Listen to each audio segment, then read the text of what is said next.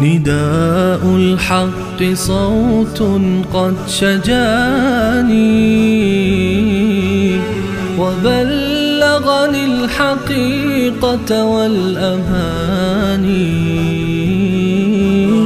وكان لي السبيل إلى المعالي ونورا للهداية والبيان.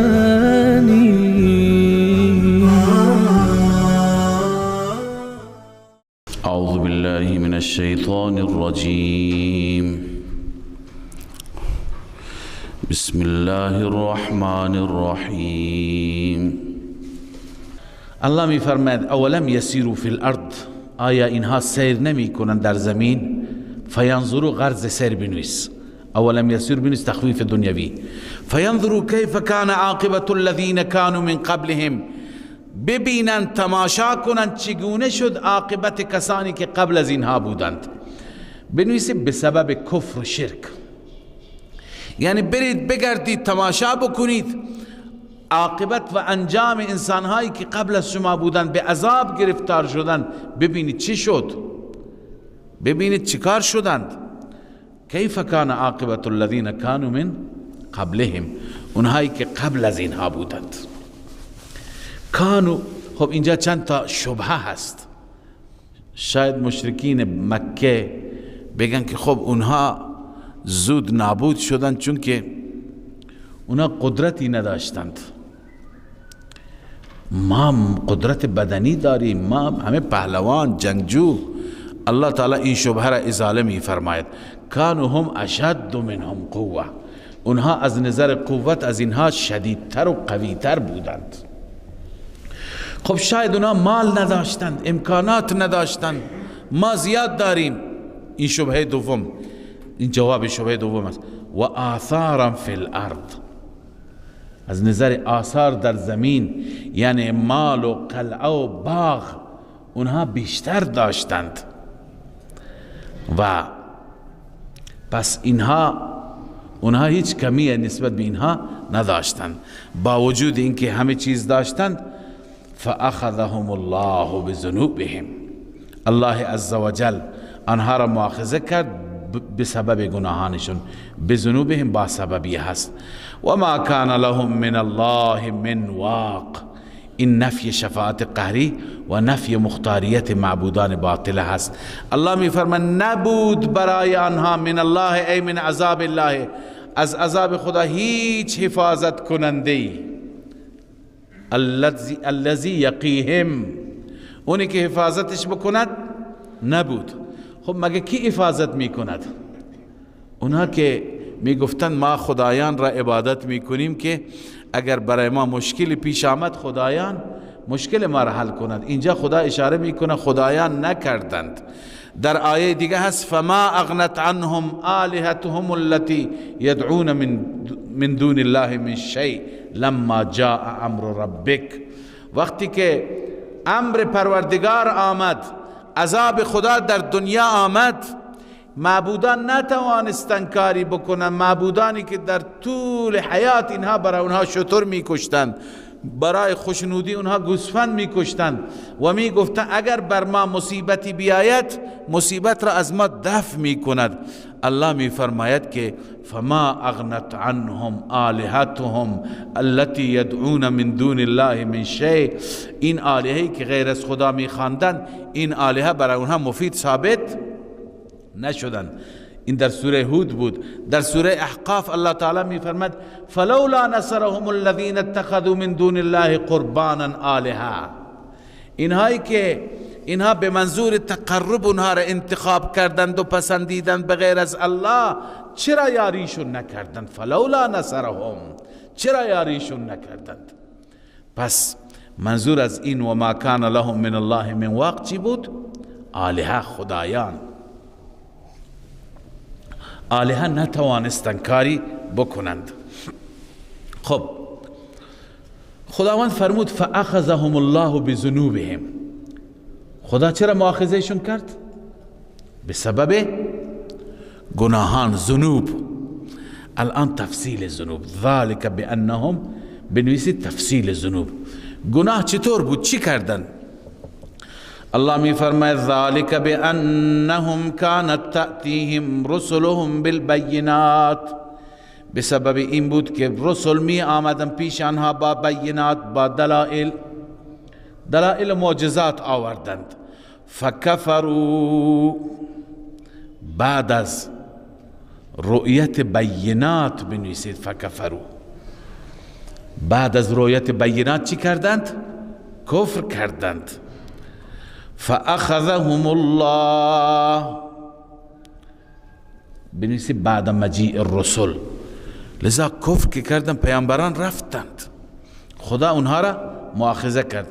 انه قوی شدید العقاب، همانا الله تعالی قوی هست، قدرتمند هست و سخت عذاب میدهد. لذا الله تعالی اونها را سخت مؤاخذه کرد. ولقد ارسلنا موسی بآیاتنا و سلطان مبین.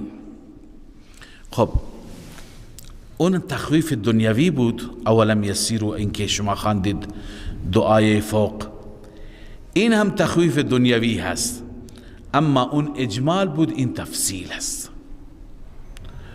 اون درباره مطلقاً اقوام گذشته هست، اما اینجا خاصتاً از قوم موسی هست و فرعونیان هست که الله تعالی موسی را برایشون فرستاد و موسی به سوی توحید دعوتشون داد.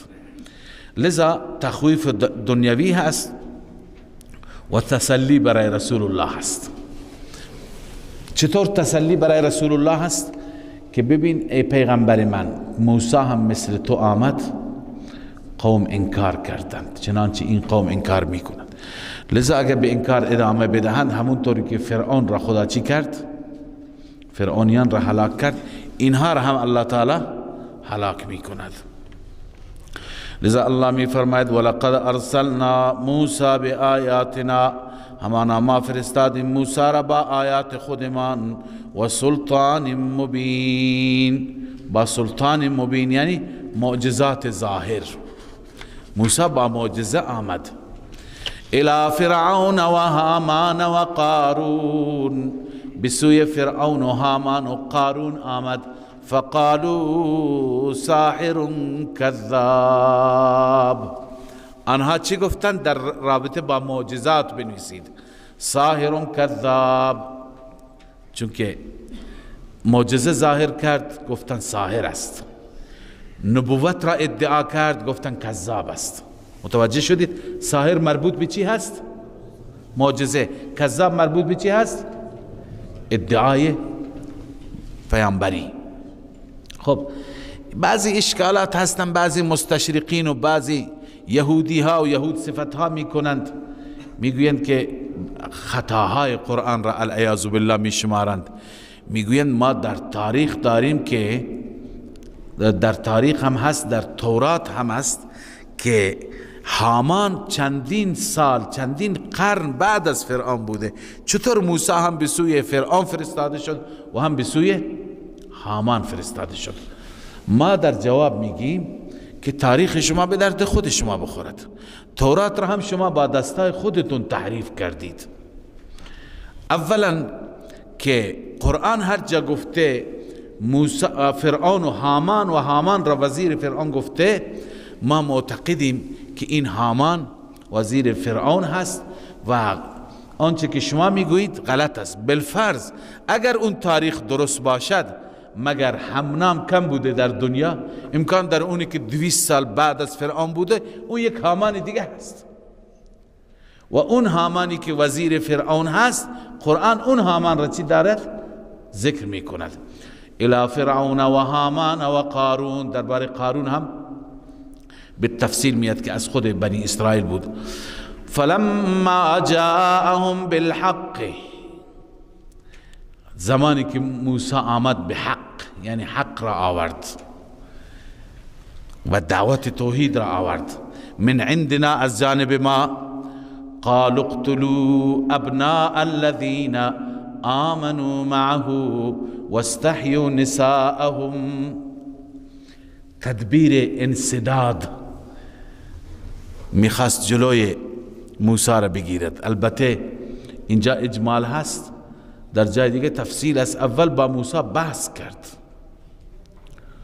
موسی علیه السلام ملامتش کرد. قال وما رب العالمین؟ قال رب السماوات والارض وما بينهما ان كنتم توقنون. قال لمن حوله الا تستمعون؟ فرعون گفت قال ربكم ورب آبائكم الاولین. اون از کلمه رب حساس بود فرعون، چون میگفت انا ربكم الاعلى. موسی هم هی میگه رب العالمین، ربكم ورب آبائكم الاولین، بیشتر کفرش را به در میاره. قال لمن حوله الا تستمعون؟ قال ربكم ورب آبائكم الاولون. فرعون عصبانی شد. قال ان رسولكم الذي ارسل اليكم لمجنون. قال رب المشرق والمغرب وما بينهما. باز رب مشرق و مغرب است، ان کنتم موقنین. خلاصه موسی علیه السلام بحث کرد، مناظره کرد، آیات را آورد، معجزه آورد. فرعون مات شد. بعد از اینکه مات و مبهوت ماند، الان چیکار میکند؟ تدبیر میکند. تنگ آمد به جنگ آمد. الان از قوه قهریه به کار میگیرد، استفاده میکنه. چی میگه؟ قالوا اقتلوا ابناء الذين آمنوا، بکشید بچه های کسانی را که ایمان آوردن همراه او، واستحیوا نساءهم، و دخترانشان را زنده نگه دارید. خب این نکته را خدمت شما عرض کنم که بنی اسرائیل ذکر کردن تا برای شما اشکالی پیدا نشه. اون این است که فرعون یک بار فرزندان بنی اسرائیل را قتل نکرد، بلکه چندین بار، یا بعضی گفتن 2 بار. یکی زمانی که کاهنها یا معبرها بهش گفتند که از بنی اسرائیل مولودی پیدا میشه، یا اینکه در تعلیمات کتب سابقه بود. بعضی اینطور میگن، شیخ ما رحمه الله همین ترجیح میده، در تعلیمات کتب سابقه بود که در مصر از بنی اسرائیل نو مولودی به دنیا می آید و این سبب از بین رفتن ملک فرعون اون زمان میشه. لذا فرعون این خبر را شنیده بود، هراسان بود و هی اولاد بنی اسرائیل را میکشت. تا یک مدتی کشت، تا چند سال آخر خسته شد. خدای عزوجل موسی را پیدا کرد و در خانه فرعون پرورشش داد. بعد از اون متوقف شد تا اینکه موسی ادعای نبوت کرد. اینجا دوباره فرعون دستور داد، از بس که عصبانی بود. بعضی اوقات مثلا بعضی پادشاهان ملت را شکنجه میدن، یه شکنجه بر ملت روا میدارن تا چندین سال، بعد از چندین سال خسته میشن، باز دوباره عصبانی میشن، دوباره اون حکم را چی میکنند؟ اجرا میکنند. پس تنها این بار نبود که فرعون بچه های بنی اسرائیل را میکشت. کسی بگه که خب اون در زمان ولادت موسی بود، اون جدا بود، این جدا بود. بله. قالوا اقتلوا ابناء الذين، بکشید بچه های کسانی را که ایمان میارن با موسی، واستحیوا نساءهم، زنده نگه دارید دخترانشان را. خب و ما کید الکافرین الا فی ضلال، این ادخال الهی است. بحث داستان موسی و فرعون است نه؟ اما خداوند عزوجل در وسط این جمله را ذکر می کند. این را ما میگیم ادخال الهی. خدمت شما دیروز عرض کردم که ادخال الهی در جواب سؤالی است. این و ما کید الکافرین الا فی ضلال الان جواب سؤال مقدر است.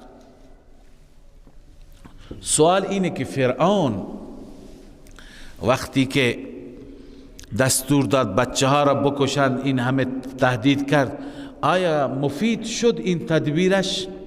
فایده داشت؟ جلوگیری شد؟ الله میگه و ما کید الکافرین الا فی ضلال.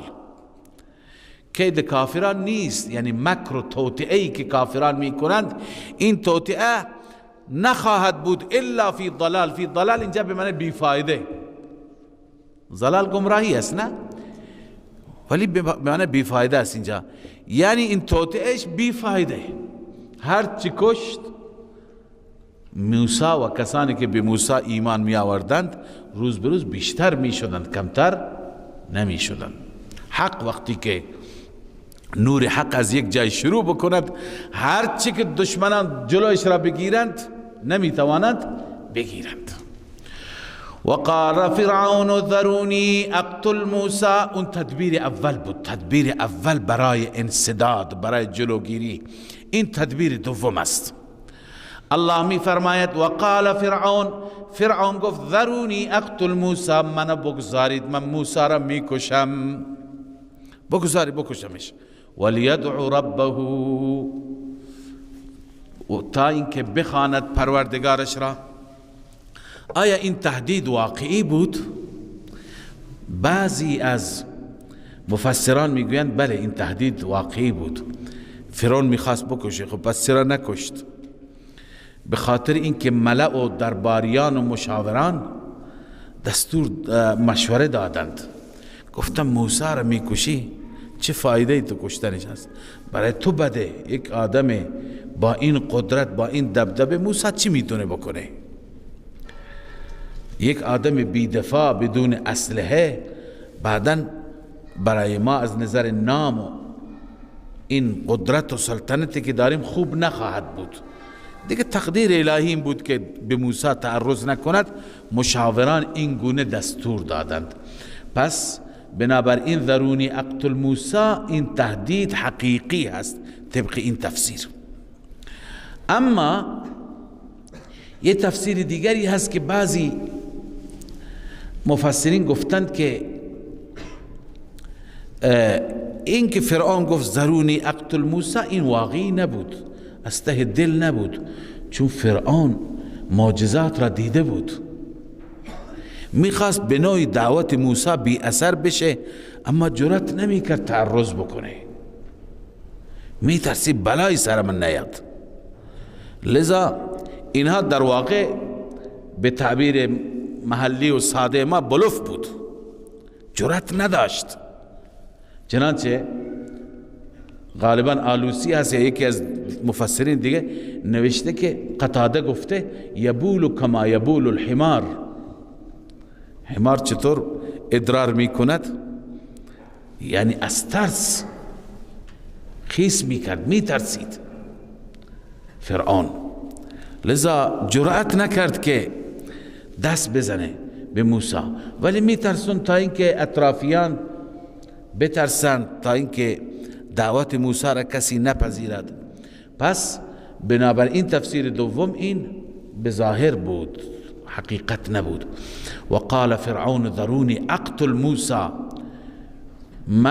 بذارید من بکشم موسی را، ولیدعو ربه، ربش را بخواند، از ربش کمک بگیرد. چرا این کار را میخوام بکنم؟ انی اخاف ان یبدل دینکم او ان یظهر فی الارض الفساد. از دو انقلاب من میترسم، یکی انقلاب دینی و مذهبی، یکی انقلاب سیاسی. انی اخاف ان یبدل دینکم، دین شما را عوض نکند. این هست انقلاب چی؟ دینی. او ان یظهر فی الارض الفساد، یا اینکه در زمین فساد بپا نکند. خب در زمین فساد بپا کند یعنی چه؟ خب مسلمه وقتی که به موسی ایمان بیاورند مخالف فرعون میشن، مخالف فرعون بشن حکومت را از فرعون میگیرن. این گرفتن حکومت را تعبیر میکنه به چی؟ به عرض کنم فساد. پس این انقلاب سیاسی هست، انقلاب حکومتی هست که حکومت را از من میگیرد. اما موسی علیه السلام در مقابل تهدید چه عکس العملی نشان میدهد؟ مسلک الانبیاء فی مسئله الدعاء. انبیاء مسلکشون اینه که همیشه وقتی که مشکلی برایشون میاد به خدا رجوع میکنن، به خدا پناه میبرند. وقال موسى إني عذت بربي وربكم. موسى گفت من پناه میبرم به رب خودم و رب شما. من كل متكبر لا يؤمن بيوم الحساب. از هر متکبری که ایمان به یوم حساب ندارد. موسی علیه السلام غرور نکرد بلکه به رب سبحانه و تعالی پناه برد.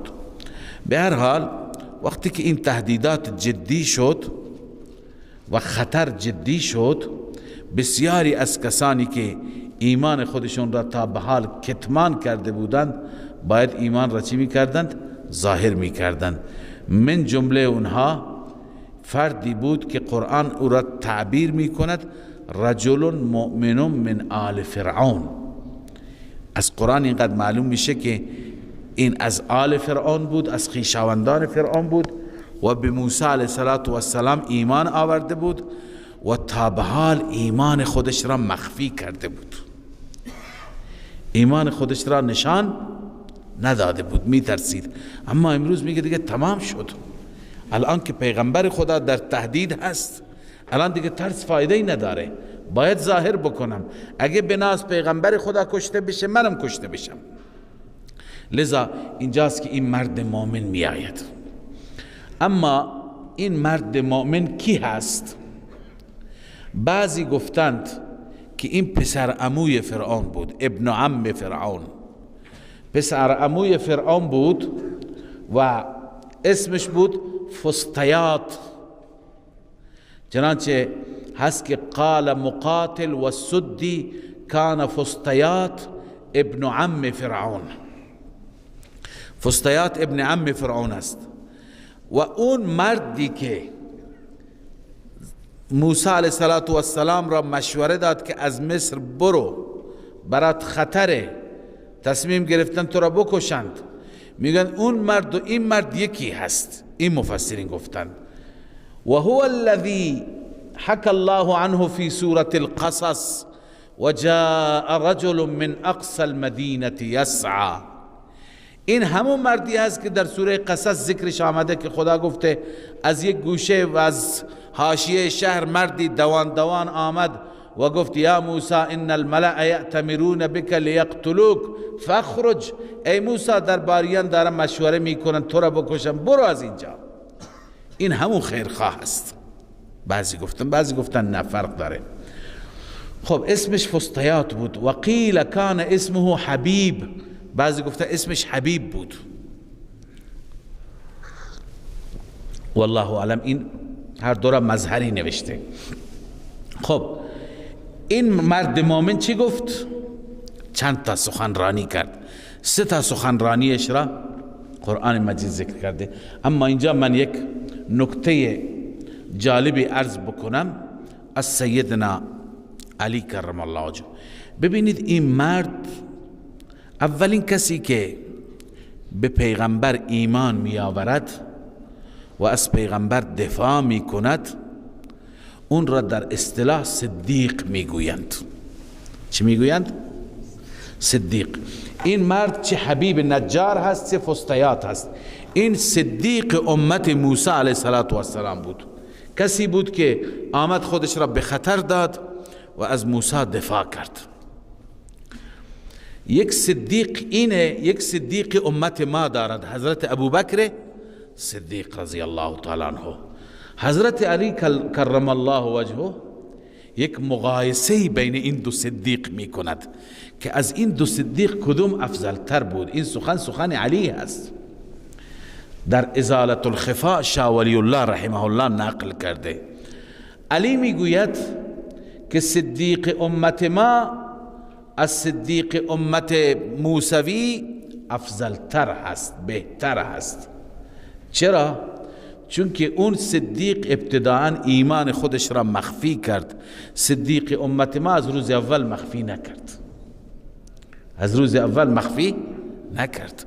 از روز اول هر چی که مال داشت در اختیار گذاشت، غلامها را خرید آزاد کرد. هر چی که 40,000 درهم داشت همه را غلام خرید. 6,000 درهم را گذاشت برای خودش و برای رسول الله خرج سفر هجرت کرد. شتر خرید و خرج سفر هجرت کرد. یعنی هر چی سرمایه داشت از روز اول در دفاع از رسول الله و از اسلام صرف کرد.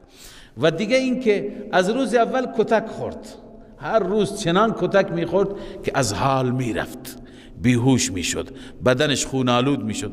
تا بیهوش میآمد میگفت پیامبر خدا کجاست؟ غذا بهش میدادم میگفت نمیخورم تا زمانی که نبینم. لذا این فضائل را حضرت علی هم اینطور نمیگه، تعارف ندارد. حضرت علی دیده واقعیت ها را که میگه. لذا علی کرم الله وجهه میگوید که صدیق امت ما از صدیق امت موسی چی هست؟ افضل تر است. ببینید درباره اون الله چی میگوید؟ وقال رجل مؤمن من آل فرعون یکتم ایمانه. مرد مؤمنی گفت از آل فرعون، چنان مرد مؤمنی که یکتم ایمانه، ایمان خودش را مخفی می کرد، سخنرانی کرد. سخنرانی اول: اتقتلون رجلا ان یقول ربی الله. آیا شما می کشید مردی را به این جرم، به این گناه که میگوید رب من الله است؟ فرعون را به عنوان الله قبول ندارد، میگه رب من الله است. اینجا تفسیر جلالین گفته ان یقول ای لئن یقول، چون که میگوید رب من الله است به این خاطر میکشید. وقد جاءكم بالبينات من ربكم، در حالی که برای این مدعا بینه هم آورده، دلیل هم آورده، دلائلی که از جانب پروردگار هست پیش شما آورده. و این یک کاذبا فعلیه کذبه و این یک صادقا یصبکم بعض الذی یعدکم. بالفرض اگر کاذب باشد، اگر خلاف بگوید، فعلیه کذبه، کذبش، دروغش به خودش برمیگردد، ضرر را خودش میکند. کسی که بر خدا افترا بگوید خیلی خطرناک است، خیلی آسیب میبیند. لذا به شما چه؟ اما بترسید که اگر راستگو باشد اون چه که وعده میدهد یعنی عذاب برای شما می آید، گرفتار می شوید. لذا الله می فرماید و این یکو کاذبا، اگر کاذب باشد فعلیه کذبه، کذبش به خودش برمیگردد. و این یکو صادقا، اگر صادق باشد یصبکم بعض الذی یعدکم، می رسد بعضی آنچه که به شما وعده می کند یعنی عذاب. إنا قد أوحي إلينا أن العذاب على من كذب وتولى. وحی شده به ما که عذاب بر کسی که تکذیب کند و پشت بدهد. خب ان الله لا يهدي من هو مسرف كذاب. دیروز که اصطلاحات را میخواندیم خدمت شما عرض کردم، یکی از اصطلاحات از ادخال الهی، همین مثال عرض کردم. گرچه بعضی گفتن ان الله لا یهدی هم حکایت از مرد مؤمن است، اینم جز وعظ او هست، جز سخنرانی او هست. اما بعضی میگویند که این ادخال الهی هست، این درجی هست که خدای تعالی در وسط کلام این را چی میکند؟ قرار میدهد و این جمله را گذاشته. این جمله در واقع سوال مقدر هست. سوال اینه که چه تبلیغ بلیغی کرد، چه موعظه جالبی کرد، آیا مفید واقع نشد؟ آیا فرعونیان متذکر نشدند؟ الله می فرماید نه. چرا؟ ان الله لا یهدی من هو کاذب کفار. خداوند هدایت نمی کند هر اون انسانی که مسرف باشد. مسرف تفسیر جلالین گفته مشرک، مسرفون ای مشرکون، اون کسی که به خدا شرک بکند و با وجود این شرک کذاب، دروغگو، خیلی دروغ میگه. لذا چنین دروغگوی مشرک قابل هدایت نیست. بله، تفسیر روح المانی گفته انه لو کان مسرفا، اگر مشرک باشد و کذاب باشد، لما هداه الله تعالی الى البینات، خداوند او را به سوی بینات و دلائل راهنمایی نمی کند، ولما عضده بتلك المعجزات، با این معجزات تقویتش. بله. یا قوم لكم الملك اليوم ظاهرین فی الارض،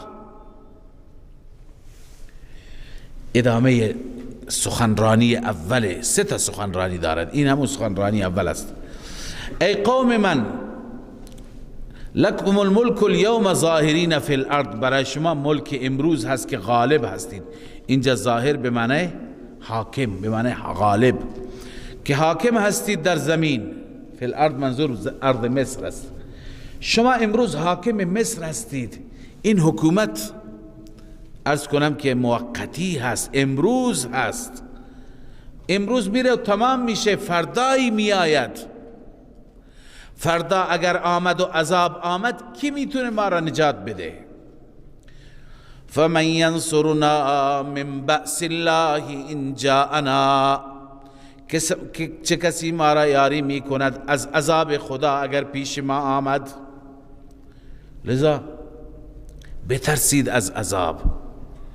بر ملکتان، بر پادشاهیتان مغرور نباشید. فکر کنید درباره سخنان موسی. اما فرعون دخالت کرد.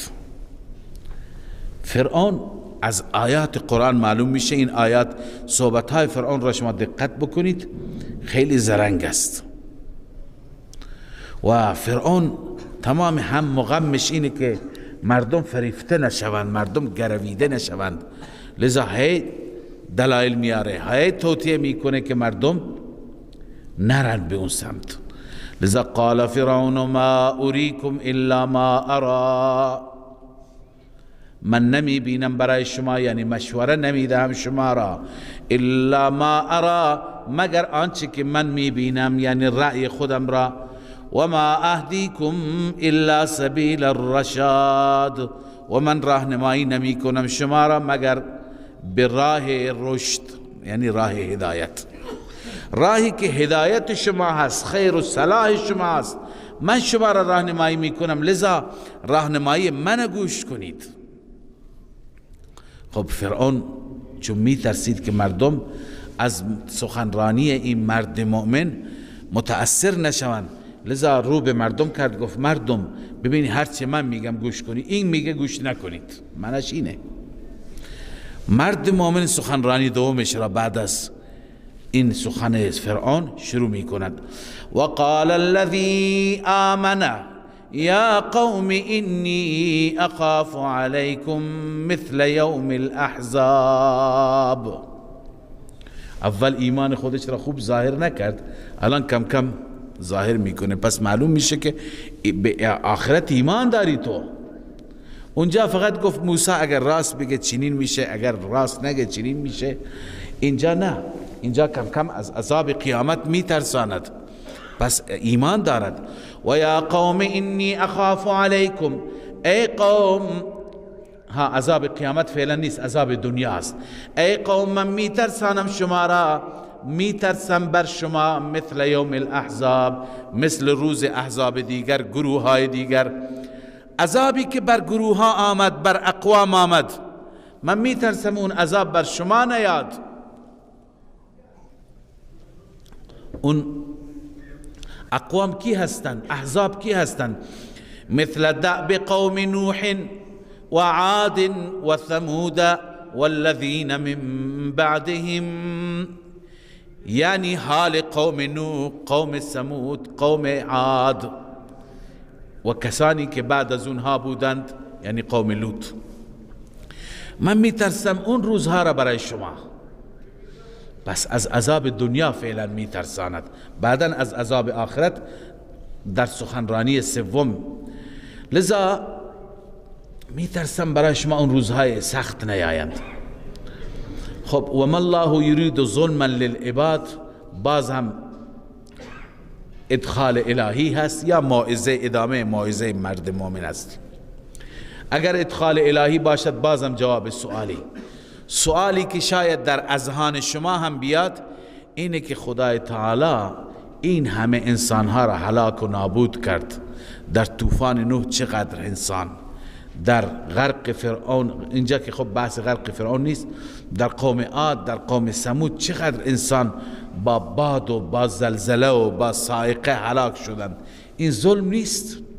الله میگه نه، و ما الله یرید ظلما للعباد.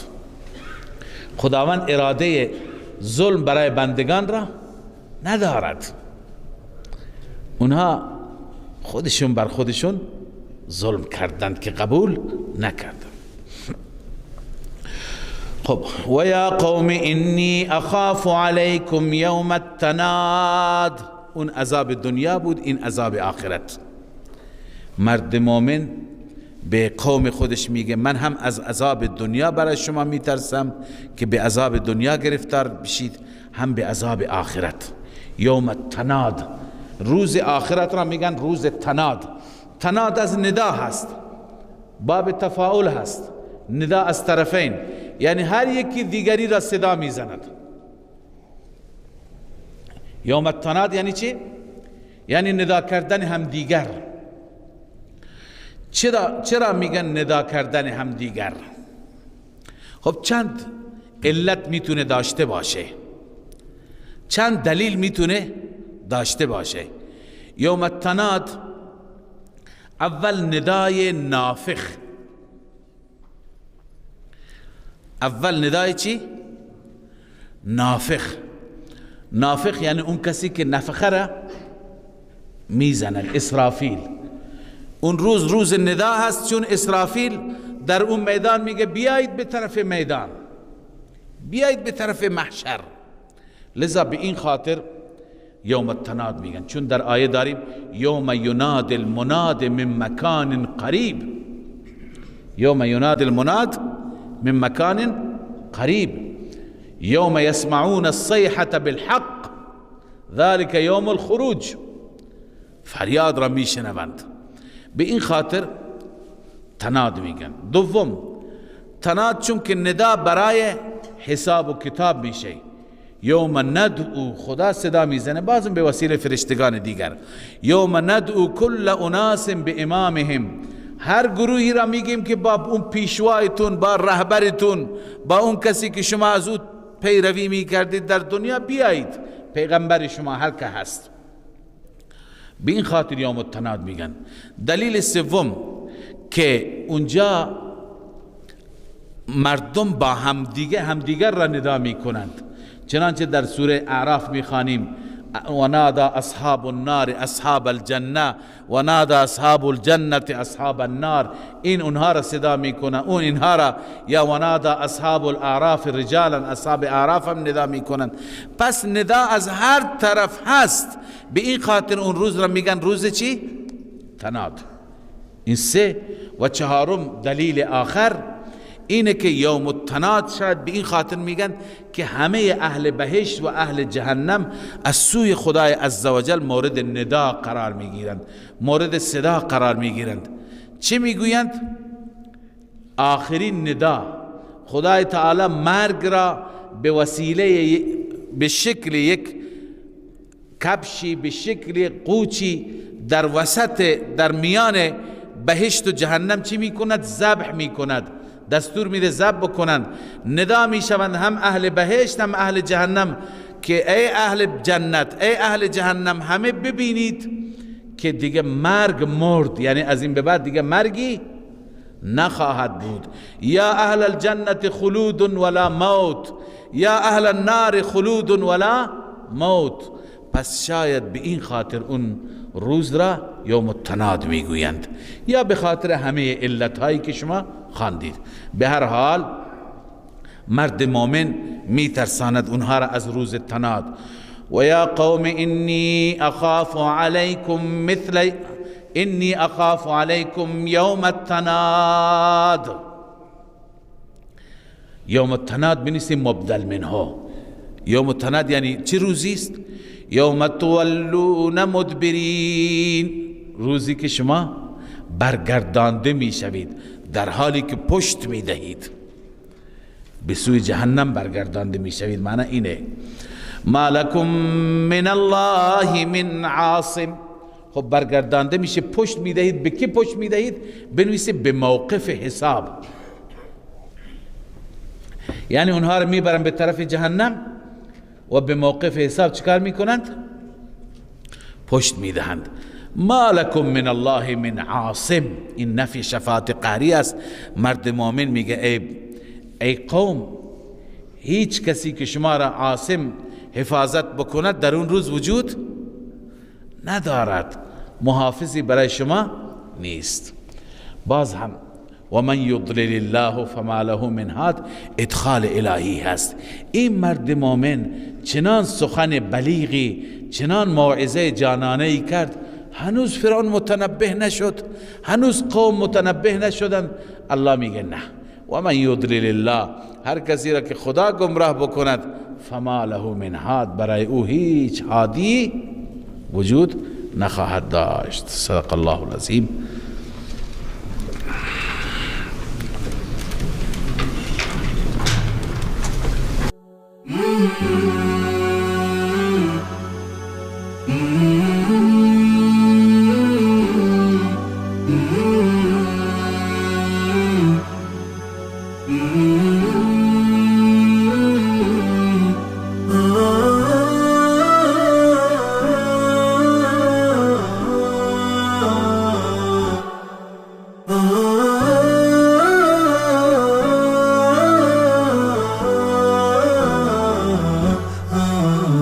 نداء الحق صوت قد شجاني